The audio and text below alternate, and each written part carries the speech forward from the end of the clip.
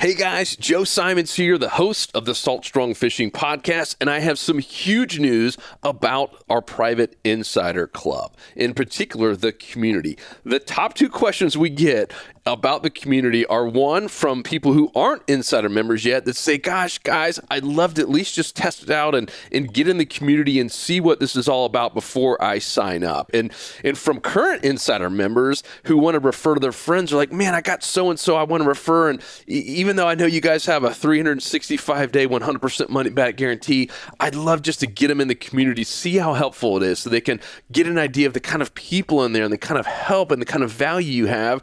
And so we said, you know what, we'll do it. We'll create a free basic membership, like no credit card required.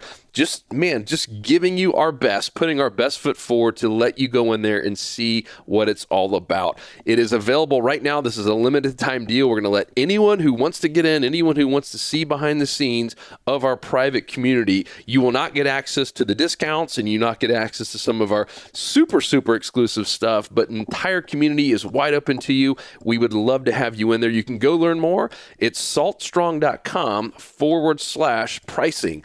Or just go to saltstrong.com and say join the club, and you'll now see a free version where you can get in there and basically have a free trial to see everything that you want in our private community. You're going to be blown away with how helpful people are and how many fishing reports are in there and how many new reports are going up every single hour. Can't wait to see you in there. That's www.saltstrong.com/pricing. Now, here's the episode.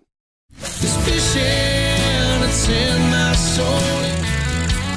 Welcome to the Salt Strong Podcast, disrupting fishing entertainment as you know it. Prepare to laugh. Prepare to get to know fishing legends in a whole new and unfiltered way. And on occasion, you might even learn a thing or two about fishing. Here's your host, Joe Simons. Like diamonds.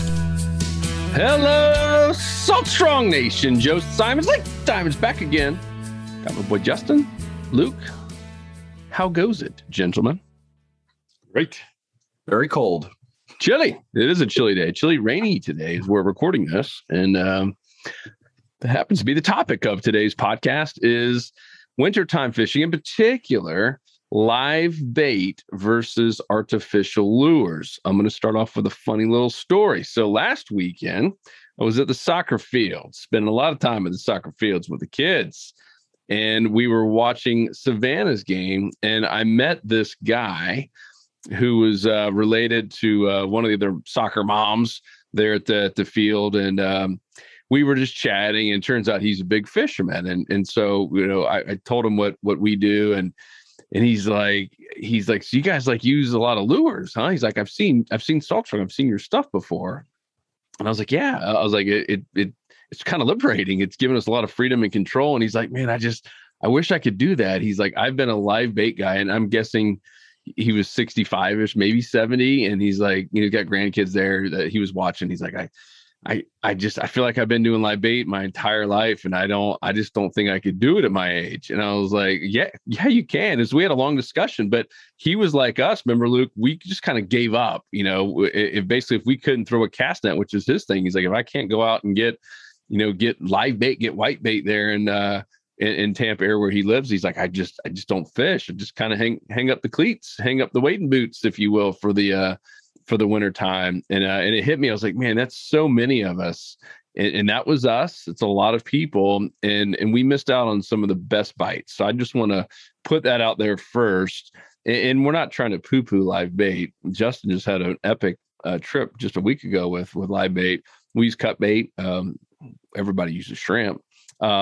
But there are times when it does make more sense to use lures, and winter can be one of those. So who wants to kick this bad boy off with either a story or a specific type of species or lure or live bait?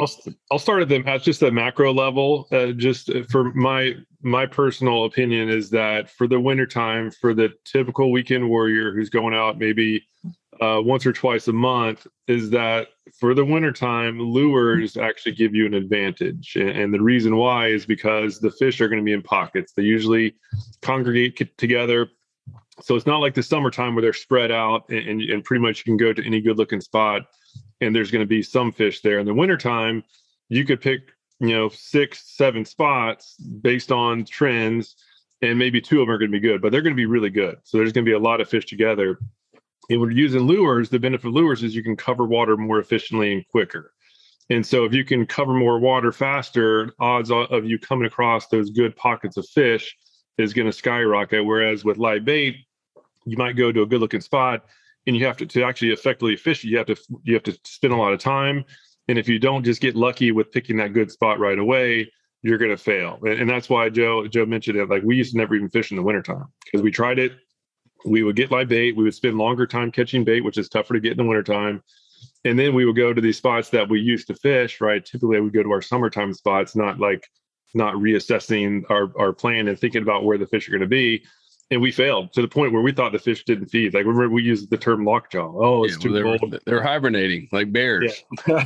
They have lockjaw, and that's so far from the truth. And eventually, once we started doing lures, now wintertime fishing is my favorite, because when you do get those pockets of fish, it could be the most amazing fishing of the year. So just want to put that macro view out there, where if you're in that boat where it's all about live bait and you don't like wintertime fishing, like just try it. Just leave live bait alone. Don't even mess with it. Take some small jigs, some small little shrimp style jigs or little paddle tails, bounce it on the bottom, and you can have some amazing fishing.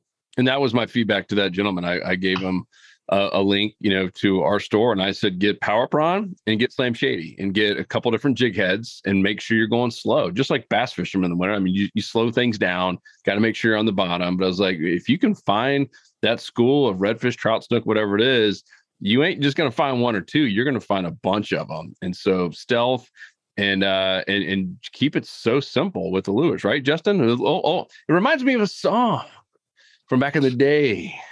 And my hair is not long enough to do this. Simplicity specialist. Love it. Never gets old. Simplicity specialist is the name of the game. And Justin, with you, we talked about this offline. We talked about these little crabs that have become, there's a couple companies now who have made massive amounts of headway and really have proven that it can work on these little crabs. And we see in both our Facebook group and in our private insider community, there's a lot of people saying, man, I want to catch sheepshead this winter. Where can I go buy fiddler crabs? And all these bait stores are out. Like, it's really, really tough right now for whatever reason this winter to even find them in a tackle store. And so now we've got these cool little artificial lures that are crushing it. You got which one's that right there? For those of you listening, who's holding that up? Is the new Savage Gear Duratech crab. They have this thing is, to the point where look at the design on the belly. It looks like an egg sack. And that's actually the weight that's mounted inside of this lure. This the hook is built up inside the jig head of the lure. And we've spent a lot of time here recently playing with these things underwater. Tony went out and on his first day testing them out for like a quick 30-minute trip. He caught 2 sheephead from land. Like this is the smallest crab that Savage Gear makes. They make a 3/4 inch size, tiny, soft plastic crab. And I think it's actually the smallest artificial crab on the market, which is awesome for sheephead because they have really tiny mouths and you're not gonna have to worry about them stealing a bait off the hook, especially when that's pre-mounted. It's a tiny little morsel for them and your hookup ratio is awesome. So Tony was a big fan of it. We've been playing with Savage Gear makes some. Chase Baits makes a crusty crab that's been around for a while that's good. There's a couple other companies like Weston Cocoa Crab and the Cranka Crab. And we're trying all of them out to see which ones really are like the king of the crabs. Which one's really the king crab? And I think the Savage Gear we've been really impressed by here lately. Sinks a little bit faster through the water than the crusty crab, which is great, I think, in shallow water scenarios because those arms slow it down on the descent. But if you're fishing, like you said, Joe, you're finding some deeper pockets, some bridges, some holes, some docks. This gets down in the water much faster, and you can make contact vertically a little bit better with this style. So I really like these guys. Pretty cool. What is that? A lure for aunts? It's got to be at least 3 times bigger. I agree. Hold it up to the camera. I have a vision. So do I. Let me show you mine. Derelict. Oh, jeez. here's what I'm hearing about like this crab and lures. If you haven't put it together, it's the time saving, right? Luke touched on it. You know, in the summertime, it can be easy to find bait. If you can throw a cast net or even sabiki in the right area, you can load up a live well really fast. In the winter, sometimes it's impossible, depending on the front and which way the wind's going. I mean, sometimes you could literally find zero bait, or it could take you all day, even just to go find some pinfish. And so this is all about saving time, right? And that's what I told him. I was like, man, it's kind of nice where you can go out from shore like Tony did. I mean, literally on his lunch break to catch fish, when you have some confidence on using artificial lures. I remember when I had Mike Anderson on Real Animals. That's his TV show, if you don't know Captain Mike. And at the very end, I said, like, man, what's your number one tip? Like, what's the one thing you could share with every inshore angler in Florida? Because that's really his niche. And he thought about it for a second, and he says, I would tell them to learn how to use artificial lures. He's like, I use live bait all the time with my customers, but he's like, it literally changes everything if you know how to do both, if you can go back and forth. And that's what you did, Justin. I mean, to talk about like last week, what did you guys use? So we're not trying to poo-poo live bait. What did you guys have success with on the live bait side of things here in the dead of winter? Yeah, so I actually have an insider report that's going out today. Which, you mean only insiders can see it? Only insiders can see. Sorry, not insiders. Juicy details. And FOMO. I'm kind of a bit of a big fish fanatic. Like when I have chances to go out, all I ever want to do is catch the biggest of any species. Can I catch a sheephead? Cool. I want like a Wyatt sized 6-pound, like on camera sheephead. 36-inch sheephead.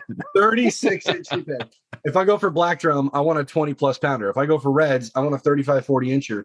And I'll be happy to take whatever is available to me, but those big fish are available in the areas that I fish over in the Indian River. And this is the best time of the year to be able to go for them. So as the water temperatures drop, the report is about bridges and how to dissect different types of bridges, because some have fenders, some have large columns with little finger supports. Some are pretty shallow, only 8 to 10 feet, and some are 25, 35 feet deep. And these fish behave differently at different types of bridges. So, I preach a lot of different things, having a variety of live bait. We did mount some power prawns around. We got some little trout on power prawns as well.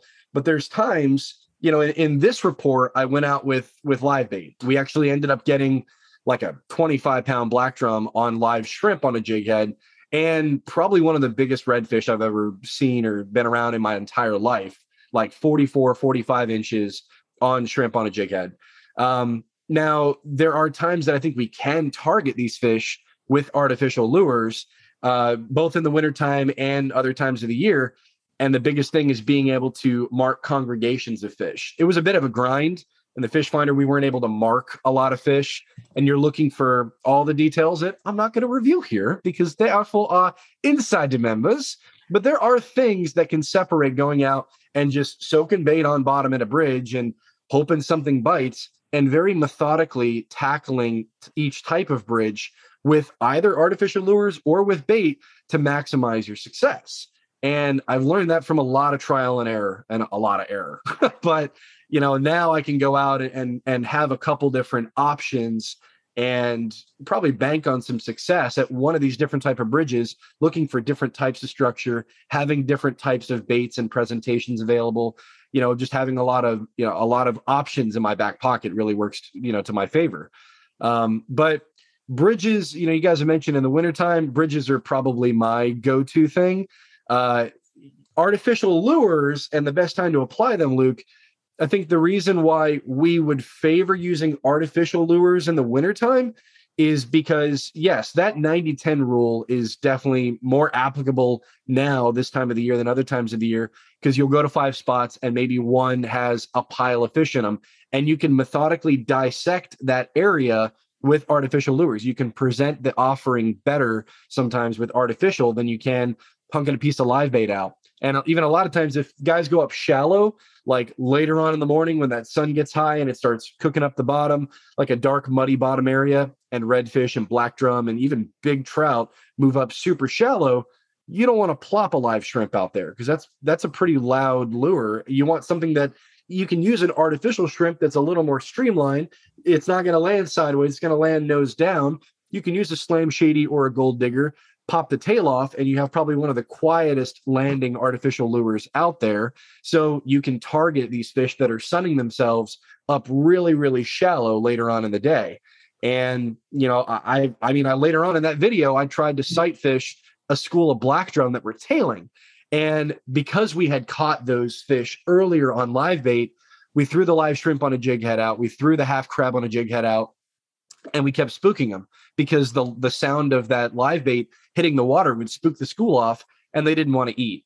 I bet if I had slowed down, hindsight 2020, and taken a power prawn, coated it in Dr. Juice, and just let it quietly pitch out in front of them and sit on bottom, I probably could have gotten one of those big black drum, because I did get a black drum on artificial like a week or two prior. So I know that it's possible. I just was so focused on that live bait thing and realized that having a quiet approach probably would have, you know, worked that day. Yeah, for sight fishing especially, the artificials have an advantage because you can just cast further, right? You can use a small lure and really let it have it. Whereas with live bait, like you're free lining a shrimp, just to have it have not a big splash. Ideally, the smaller shrimp you use, the better. But you just can't cast one. Like you have to be a lot more gentle with a natural bait. Otherwise, it's just going to fly off the hook. So yeah, I think for sight fishing, lures is a huge advantage. But even just on the covering ground, right? Like Joe, we did a podcast video. I guess that was a couple years ago. We were out there with Will Mason, doing a tip on just how to find fish in the wintertime on a boat without a trolling motor. Yep. It was a Freedom Boat Club boat, no frills fishing wise, right? It was just it was like a 22-foot center console, no trolling motor, nothing fancy. And we ended up getting like 50 to 70 trout. Like it was insane. It took a while. We actually trolled for a while. We found the pocket of fish, right? We found the 90-10 zone. In this case, it was like a 595 zone. And the fish were just hunkering down in this one pothole, and we just caught fish after fish after fish, throwing what Justin mentioned, a little small nub lure. It was a Slam Shady 2.0 with the tail cut off. I literally had 10 casts in a row where I caught a trout. They literally just back to back to back. And that was made possible by the fact that we covered a lot of ground beforehand. So we covered a lot of ground, kind of moved relatively fast, then found the fish, then we slowed down. But either way, fast or slow, lures can work. Whereas with live bait, it has to be slow. You can't troll live bait. Really, we never would have found that spot. Yeah, we would have spent our whole day fishing those earlier spots that we just breezed over because there was no fish there. And then, so lures, I just can't specify enough how important at least giving them a shot is. And I personally recommend to give them the only shot, where literally force yourself. When I finally got saw the light and I started having success is when I forced myself like 5 trips in a row to not even bring the cast net, not even bring any hooks. Like even if I somehow snagged a pinfish, I wouldn't let myself use it, and I would just use lures and just keep casting. And that helps multiple. You can cover more ground. You get a lot better in your casting ability, which we ask guides too. What's like the number one thing you would say to your anglers as far as what they can do to help themselves catch more fish? And casting is always the first thing, because most people are live bait only, where maybe you're making 50 casts a day, right? If you're using lures, you're making like 100 to 200, and just the repetition is going to make sure you get better and better. So there's just a lot of benefits of just trying lures and just making yourself have no other option. Yep. And to be very clear, we were live bait guys. You know, that's what we grew up doing. I remember, Luke, I went to Georgia Tech. You know, I'm a couple years older than Luke. I go off to Atlanta, live there, and I would start coming back, and we would do our little annual fishing trip. And that was when Luke was really getting into lures. And I thought he was just back crazy. I was like, what are you talking about, dude? We got this live bait. Like, why are we going to use these lures? And I get it now. And so I just shared that with you, that we've been on both sides, and we still use some live bait. I mean, it's tough, especially with my kids and stuff. It's tough to argue with shrimp. But here's another reason, especially in the wintertime. What's one of our favorite places to fish, the type of structure in the winter? I'll give you a hint. It rhymes with socks. Docks are great in the wintertime. We've had so many amazing videos, experiences fishing docks. And it can be tough to sit there and pitch live bait underneath, some of these docks. It's a whole lot easier and to find the right dock that has the 90-10 zone, to sit there and use your trolling motor and just start whipping and slinging slam shadies and power prawns underneath the docks and popping them off the bottom. I couldn't imagine doing that with live bait. It's just so much tougher. I mean, they don't skip very well. I don't know that we could even like fish some of those docks with live bait, especially when the current's ripping. It's just so much more tough to control that presentation. Whereas a lure, you get the right jig head, you get the right weight where it's hitting the bottom, you pop that sucker off a couple times and you'll know pretty quickly if there's some fish down there. Yeah, and it kind of goes the same way as far as dock fishing, because I do a ton of that, especially here in St. Petersburg. Most of the shorelines are developed, so docks are everywhere. And the same premise holds true. The earlier example was for trout on the flats, where we found that hole with a bunch of trout. The same thing holds true with docks, where there's a line of, say, 50 docks. With lures, you can literally just fish them pretty efficiently and relatively fast. And again, get like a power prawn jig is my favorite. Power prawn on jig head, bouncing around the bottom right next to the pilings is amazing. But what that does is that enables you to figure out which docks have the most structure. Ideally, you rig it weedless so that you can feel the structure without getting snagged. Some people sink stuff under their docks. I don't know if it's legal or not, but it sure does bring fish. And so when you, after fishing fast, you can find the docks that have the most structure. Those are going to be the ones with the most fish. And that's when you can circle back on your next trip and use live bait, where you can actually single out a specific dock, take your time, because live bait requires more time, and then actually target the best docks. If you're going into a dock line blind, using live bait is a big disadvantage. But if you do know the 2 or 3 docks out of the 50 dock span that has the most fish, that's when live bait has a big advantage, where you know where the fish are. You can effectively position yourself so that you can use live bait, effectively, and that's when you can really let them have it. And so the dockfish can work with live bait. Just like anything else, you just have to go a lot slower. You have to like really select a dock and then just fish it much, much slower. Yep. I also think you save money with lures. I mean, cost of, remember how cheap shrimp used to be? Like to buy a couple dozen shrimp now, geez Louise, like fill up a tank of gas. Shrimp could be like close to $5 a dozen now. It's just because it's hard to come by. It's like supply and demand issues. And some of the, and if you try to buy crabs during certain times when there's just not much supply, holy smoke! I spent $50 on crabs for that day. Like, it hurts now that I think about it. And in prior trips, I'd go and spend $15, $20 on the same amount of crabs. And I remember cashing out, and I'm like, oh my gosh, why? I said, I looked at the guy, I'm like, I better catch some fish, or I'm going to come back with these guys half alive, and you're going to take them at half credit. Like, this is bad. But you're right, Luke. Like, it is a time saver going out with lures. There's docks that I'll specifically fish in the wintertime, and I'll only want to use artificial lures because I'm targeting snook. And if I wanted to try to pitch a pinfish or a little pilchard or a shrimp up there, if you've got like 50 docks, I wouldn't be able to get through half the docks in the same amount of time that you would get through all of them with artificial lures. It would drive me nuts because we want to be able to maximize our efforts.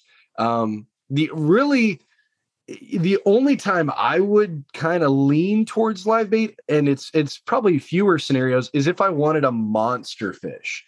That's not to say that you can't catch one in artificial, but they did get big not by being dumb. So sometimes live bait's the thing to use, but depending on where, like what types of areas you're fishing, what species you're going for, 9 times out of 10, artificial can get it done and can get it done more efficiently.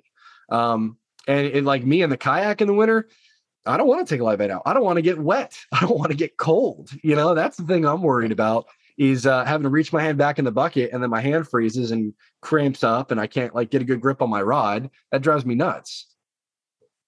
I know Tony caught some monster bull reds in the month of February, using cut bait, going to some of those little inlets and deeper pockets where he knew there's a school of redfish or black drum, but he had some of those big reds. Remember that he's in full on winter gear. And so that is a time when when you know where they are, right? And you really just want to catch a monster. I'm all for that. I think he was using cut mullet or or shrimp in your case, Justin, which is what you guys use recently. But I'm also with you in terms of just getting tight lines, which is the goal for most of us, right? If we have the day off or the weekend off or the hall pass or whatever it is, we don't want to get skunked, right? I'd personally rather, catch 10 fish that are all just good than risk getting skunked in hopes that I might catch one big one. I don't know. And for me too, it's almost like once you catch, let's just say 10 or 50 average size fish, it takes the pressure off. And then you can get more aggressive and try to go after the your PB, if you will, personal best for the layperson. So I don't know. I it seems weird because I never would have said this, when I was 20 years old, but I love artificial lures. It really, as Mike said, it gives you Mike Anderson so much more control, so much more freedom, and you become a better angler. As Luke said, you get more chances to cast. You become a better caster, which is such a big part of it. And everything improves when you start using lures. I like that expression where you're like, I have more freedom. Like using artificial lures, it set me free, man. It did. I'm not confined by the shackles of bait now. But this is more rewarding too, right? Yeah. Especially if you're doing catch and release fishing, which a lot of people are, which is fantastic. It's just, you're fooling a fish to eat something that is plastic, right? That's not natural. Whereas, with live bait, a lot of times that makes like the angler made that happen. And whereas live bait, obviously that like the actual bait is doing most of the dirty work, because especially if you position properly, a lot of times you just let the bait just drift naturally back with the current. That's actually the best way to catch the big fish, as Justin was saying. Yep. And it also depends on the species you're targeting to. I just wanted to add that in. Like redfish, sea trout, snook, and flounder they're aggressive fish. Like it's almost like a bass. Like to me, I just never understood. Now that I've finally made the transition to lures, never understood why bass anglers, I would say a majority of bass anglers are using lures throughout the entire year to target largemouth bass. And then people targeting redfish, snook, flounder, and trout are almost always using live bait. And I would actually say that the saltwater fish are as aggressive, if not more aggressive, than largemouth. And so for that reason, when I'm going after those species, I now rarely use live bait. It's pretty much all lures. But if I'm going after sheepshead or mangrove snapper, they're not quite as, I guess, let me just say sheepshead. Mangrove snapper are pretty aggressive. But for sheepshead in particular, I love catching sheepshead, and that's, everything else has been closed to eat, and I like having some nice fish fillets, and sheepshead are delicious. That's when, if I really want to get after them and I'm taking somebody new, I don't use the lures. I like doing it personally because it's more fun, and it can usually catch 2 or 3 per hour, which is plenty. But if I'm taking somebody new that isn't the best caster, then live shrimp is hard to beat because sheepshead aren't as aggressive. Like they're not going to chase down a lure from a long distance like a redfish or a snook would, or especially trout. You basically have to get it right in their face and have it drop perfectly down. If you're fishing dog pilots like you normally do, have that crab lure that Justin showed earlier to like sink perfectly down the pilot. If you're a foot off of it, you're not going to catch anything. Whereas with a natural bait, you can soak it down there and they'll eventually smell it and find their way to it. Yeah, that little crab there is awesome. So for sheepshead, live shrimp is really hard to beat. But if you're going after snook, redfish, trout, flounder, like lures really are effective because those fish are aggressive. That's not like you have to put it right on the nose or else they won't eat it. They'll actually chase it down unless it's super cold. But either way, like lures just flat out work. One thing we didn't point out is that lures help eliminate the chance for bycatch. If you're going to use bait on bottom, you're eventually going to have to deal with stuff you don't want to catch: catfish, stingray, pufferfish, pinfish pecking apart your shrimp. Sometimes you'll put a shrimp out there and you'll go through 10 or 15 shrimp and either get pecked off or get some sort of pesky fish you don't want to deal with to get that one quality fish. And if you use artificial and you dedicate to it, not only will you save time and fish more effectively, but you're going to increase your chances of catching the fish you really want. When I'm like offshore, believe it or not, if guys go offshore, just for example, regardless whether it's winter or other times of the year, they take bait because they want to fill their cooler. I would rather go offshore and use only artificials. I'm that weird guy. Yes, it's very gratifying, Luke, but There's times that, I don't want to deal with bycatch. I don't want to drop down 200 feet and then have my bait be picked off and not know it. And I'm sitting there fishing on credit for 5-10 minutes, not fishing effectively. So lures definitely, they have more pros. I think there are more benefits to using artificial lures than live bait here. Yeah, I'll go for it, Luke. I was gonna say, even the power prawns, like I never would have considered using lures on like nearshore reefs until we fished with one of our Insider Club members, Marcos, down in the Everglades. He's the one that really kind of got us trained on the shrimp lures and just how effective they are. And there's this reef off of Boca Grande that we used to get on there all the time, and we've fished this reef many times. It's in about 30 feet of water. We've just always historically taken squid or live shrimp and soaked on the bottom. We've caught like a good amount of fish, but nothing really big. Like we caught a lot of sheepshead, a lot of snapper. And after testing out these power prawns, now we've caught multiple snooks, some of which over 40 inches, and no small stuff. As Justin said, it weeds out all the little small stuff. And now we're catching some big snook. Like that's something that I didn't realize snook, years ago, I didn't realize snook were even out on those reefs. And never did we catch them with live baits, shockingly, because we were using those little smaller baits. And as soon as they get down, they're immediately pounced on. And it's usually whatever finds it first. Typically, it's going to be a pinfish or a little snapper, or all those little grunts, all the stuff that's on those reefs. But when you use those shrimp lures, especially the bigger ones, like for that, I use the bigger shrimp just to weed out the small stuff. And then you'll just be working it with the big jig head. You can feel thump the bottom. All of a sudden, you'll feel that big old thump. And it's game on, and it really is rewarding, and it was just the biggest surprise that I had that going out there on the reefs can actually catch big snook without live bait. Totally blew me away. Oh. Yeah. And so to add to that, man, people think if you go for big snook you're getting a big snook on artificial. That kind of goes against, like, you're right. It's species dependent. There's sometimes I'll want to use, like for big black drum, it can be hard to get them on artificial, but it's very doable. But one thing that's really cool about going and doing what Luke's talking about is you can be pretty quick on the trigger with an artificial. So you can get these big snook on the right geared. I mean, you could take some flats inshore tackle out there, use these same power prawns on jig heads, and get a monster snook because you're quick on the trigger to get that fish away from structure.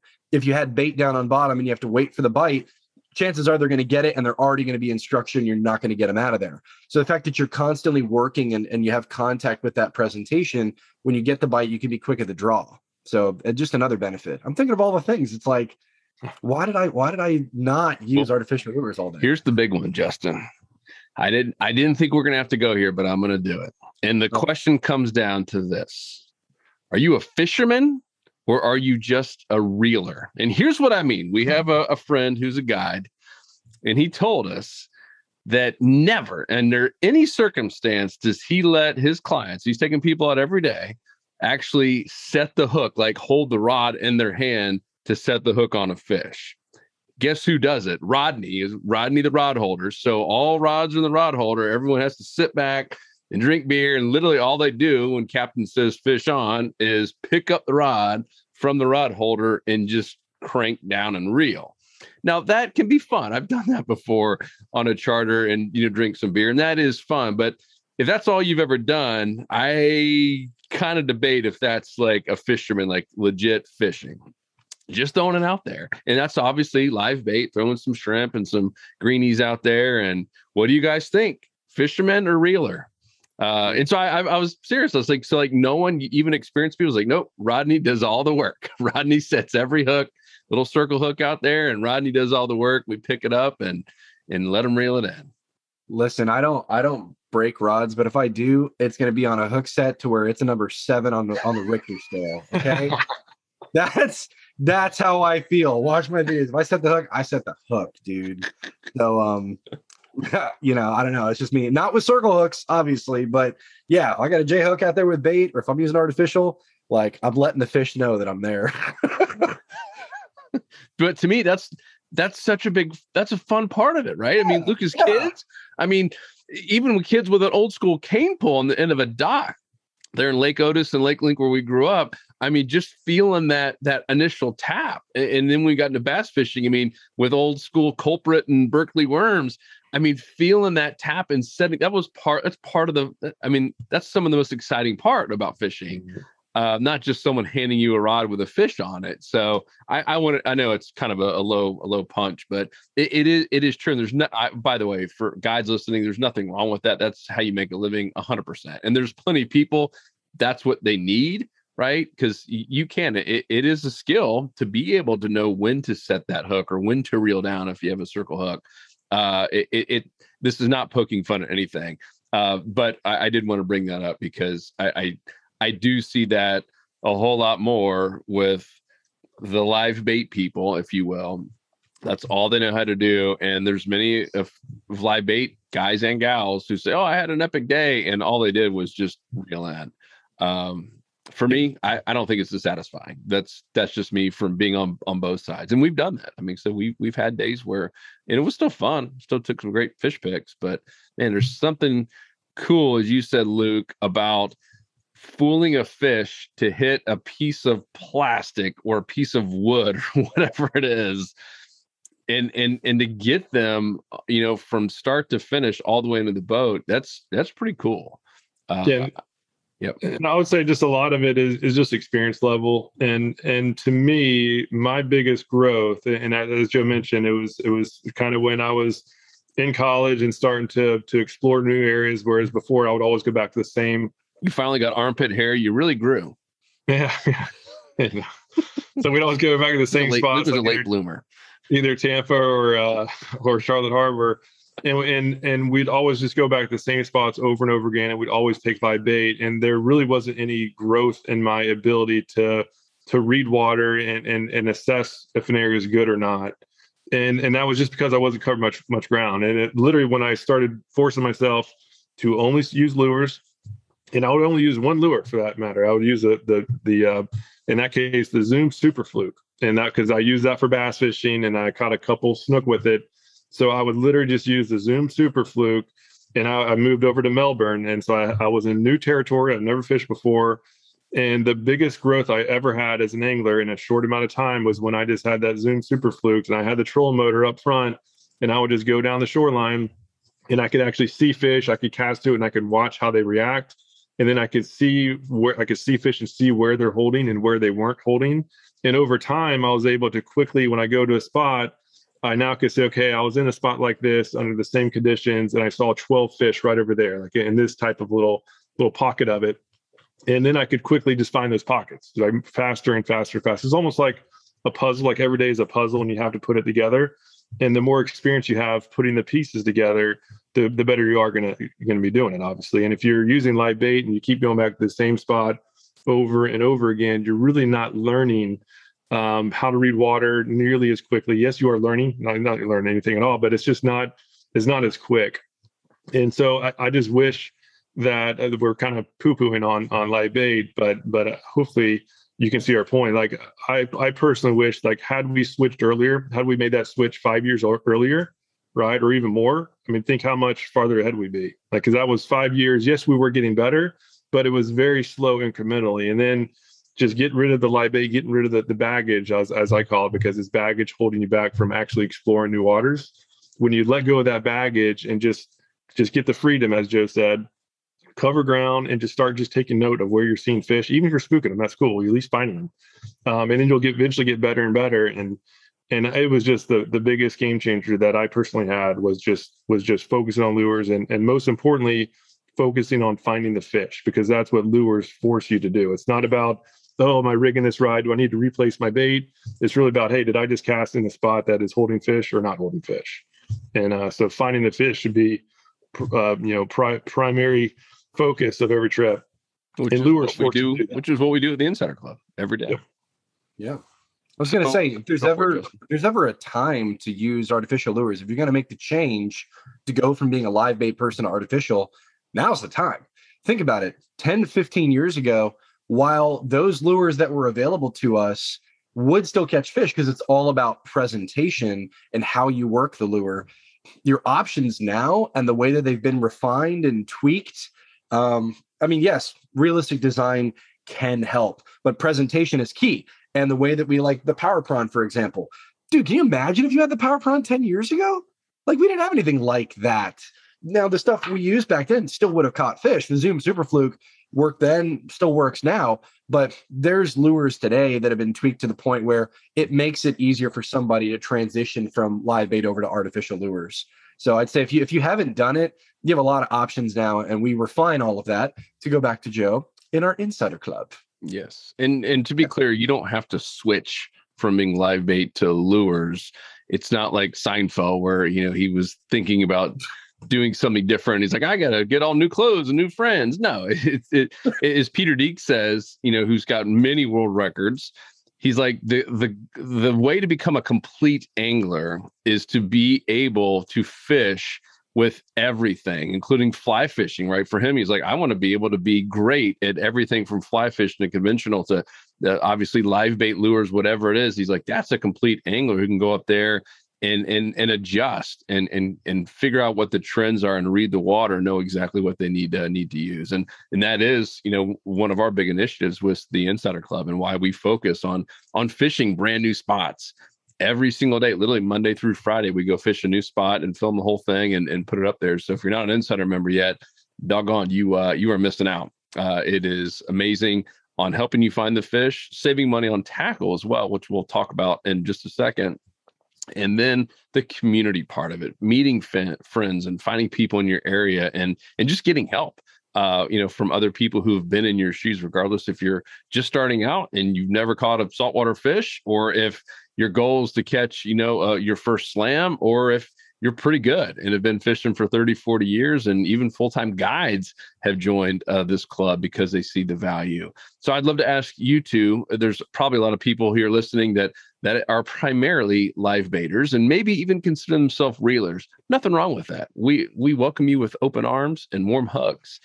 But if they're confused on where to start, I would suggest that, as Justin said earlier, keep it simple. Right? Simplicity is absolutely key. If you guys could just say 3 lures, like 3 wintertime lures to start, and maybe some correlating jig heads, what do? We get to leave topwater out. This is not the time where you go to Bass Pro and just spend $500 on every lure possible. Keep it simple. As Luke said, go out with 1 or 2 lures and just own it. Like, keep using those until you dial it in. So what do you guys think? Luke and I are in first agreement on the first lure. 1, 2, 3. Power prawn. Oh, paper scissors. Where's Eddie? Oh. Yeah, I think for all water clarities, this just a paddle tail, right? Like, just paddle tails flat out work, and they take less skill, I should say, to use. So I think for somebody starting out, the paddle tail is hard to be. I think they should graduate to the power prawn, but the power prawn does require the angler to give it some more refined twitches, if you will. Whereas a paddle tail works great with the twitches, but also you can just do a flat reel. Like we had a meetup, I guess, a couple years ago, and Joe brought his daughter Sean, at the time was like 6 or 7, and she caught some trout by herself, and we threw a paddle tail. We actually had to cast for her a little bit because just to help her get a long cast, but she was just reeling and looking around, like not even paying attention. And all of a sudden her rod's bent over and she's catching fish. So I think that a small little paddle tail like the Slam Shade 2.0 would be a definite. And then I would say for me, number 2 would be what Justin just said. Sorry, Justin.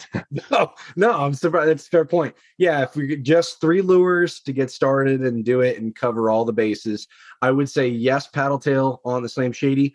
Also add the contrast, which would be the gold digger, because there's going to be times that you just want to use different contrast based on water clarity, whether the water's murky or tannic or whatnot. So Slam Shady, gold digger, paddle tail for sure. Power prawn. Power prawn is like, I always have one tied on. So whether you're getting started into it or you've been doing it for a long time, this is hands down the most universal lure, I think.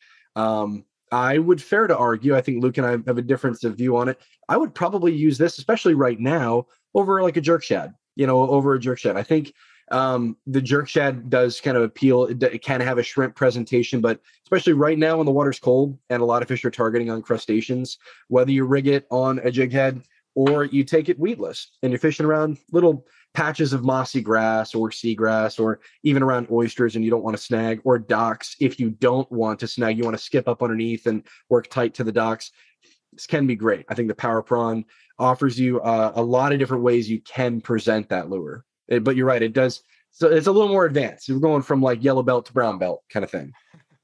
And what jig heads, because we're going to send everyone to fishstrong.com to get this Power Prawn and Slam Shitty 2.0. What are we thinking? A quarter for winter is kind of a must to get a little bit deeper. And what else? Yeah. Weedless for when they are fishing shallows in the middle of the day. So it is all about depth coverage. And that's so true. I think that if you're going to be fishing in excess of 4 or 5 feet, yes, a quarter ounce probably covers everything for the most part. Little bit of current, no current. If you're in excess of 4 or 5 feet, a quarter ounce jig head would be the way to go. We have been testing, these are going to be soon available, depending on when you're listening to this podcast. These mag shroom jig heads actually pair really, really well with the Power Prawn. But we've also had success with Z-Man trout eye or redfish eye. The redfish eye works better on the regular Power Prawn, that original size Power Prawn, and the junior size is better with like a Z-Man trout eye. It's a shorter jig head. And as for weedless, for the most part, if you're going weedless, you're fishing shallower water. While you can fish docks, I sometimes will still fish docks weedless so that I don't snag. Weedless presentations like this, an owner twist lock. What do you think, Luke? Like a 4/8 ounce would be bigger for the Power Prawns, but for the Slam Shady, like the smaller paddle tails, 100%. It'd be like a 3/8 ounce is probably the go-to all around. Can work wintertime, summertime, springtime, doesn't matter. 3/8 ounce is probably the best overall size for paddle tails. Yeah, and the depth control is so crucial. And so we have a guide for matching the right jig heads or weighted hooks for the right lures. And so we'll make sure to put a link down below. And it's crucial because if the fish are down on the bottom in 5 feet of water and you're fishing a 3-foot depth lure, especially after cold front, those fish aren't gonna go up and get it. But if you get down an extra 2 feet, you're gonna have a heyday. So it's a big deal is depth control. And choosing the right one, whether it needs to be weedless or not weedless, there's a lot of options. It can get confusing. So for that reason, we put together a chart that you can kind of match. Hey, I need this type of lure in this depth range, and it needs to be weedless. It'll give you the right one and the right size hook, the right size weight. So very important. So I'd say, like literally, those two lures, the power, like the small paddle tail and the Power Prawn. That's literally, those two lures alone have been responsible for, I would say, 95% of my catches lately. So like I'm having a tough time getting a third lure, to be honest. Yeah. I mean, it could be I was leaving that open for the crab just because we talked about it if for winter and you really wanted to catch sheepshead, but even that's a little bit more sophisticated than just, going out with a paddle tail or a shrimp. I will add one more, because in some areas, puffer fish can be really a huge pain, where no matter how tough the soft plastic is you're using, the puffer fish will bite right through it. And so when I'm in puffer territory, if I'm getting a lot of lures come back with chunk marks out of it or the whole tail bitten off, it's almost always a puffer. That's when I'll go to like a weedless spoon. So I would say this is something, I don't use it quite as much because I haven't really been having any puffer issues, but I still always have at least a few weedless spoons at my disposal so that I can still fish areas with puffer fish without just getting my gear wrecked. So that would be like, that's the lure that I use, but I've hardly been using it all lately. So, but yeah, the crab, if sheepshead in the equation, those crab lures are awesome. Cool. And you can find all that at fishstrong.com, which is our online tackle store. And of course, as Insider members, you get 20, even 30% off everything in the store. And if you're not a member yet, what are you waiting for? We actually have a 365-day, 100% money back guarantee. We basically built this because it was something that we wish was around when we were trying to catch more fish. And we still learn from it every single day. I'm in that community, Luke's in the community, Justin's in the community. All of our fishing coaches are in this private community every day, learning from each other, sharing what's working, fishing new spots. And we share everything. We don't hold anything back. And as I said, it's everything we wish was around. And we also want to treat people like we wish other companies treated us. And that's why we have this unheard of 365-day guarantee. So we say either you're going to find and catch more fish and save money on tackle and meet new friends. And if those things don't happen, and if you're not 100% satisfied for any reason, get all your money back. So we've literally taken all the risk off of you and put it on us to perform. All we ask in return is that you actually get in there and go through some of these courses. We throw in some free mastery courses. If you just go through those 3 courses alone, you will know more than like 98% of all inshore fishermen out there. Just those 3 courses, and then obviously start implementing it. And then downsizing. The goal is not to have you buy a ton of new tackle. It's to help you save money. And yeah, we do sell a lot of our tackle store, but it's very it's super, super specialist, right? We're not going to be a Bass Pro with 500 SKUs because you don't need half that stuff is not good. And that's what makes us so unique. We don't have any sponsors. We literally just say, guys, here's exactly what you need. Here's what's working based on like us using it. Not just, we're not like a typical manufacturer that just says, hey, yeah, here's our new thing. Hope it works. Go out and use it. We don't put anything out there until we use it. And if we can't beat it ourselves, then we buy it from someone else and put it in our store. So it makes us very, very unique. And what makes us unique is that 20 to 30% off savings, which is massive. On top of the fact we're saving you from buying stuff you don't need. So that's all there at saltstrong.com. That's where you go join the club, the Insider Club, saltstrong.com. Over 27,000 members as we're recording this. And it is growing by the day. It's been really, really cool to see all these new faces in the community. Wild how fast it's been growing. So we appreciate you guys. I know a lot of you members listen to this as well. So thank you guys so much. Make sure to get in the community some really neat things we're doing in there. Some new products coming out very soon as well. Some new tackle products that we've been testing for quite some time. So really excited about that. Justin, Luke, great job. Stay warm. Toodles. And keep on setting those hooks and reeling them in. Yeah. I am Ron Burgundy. See you guys. Times. Peace. 'Cause fishing, it's in my soul. It was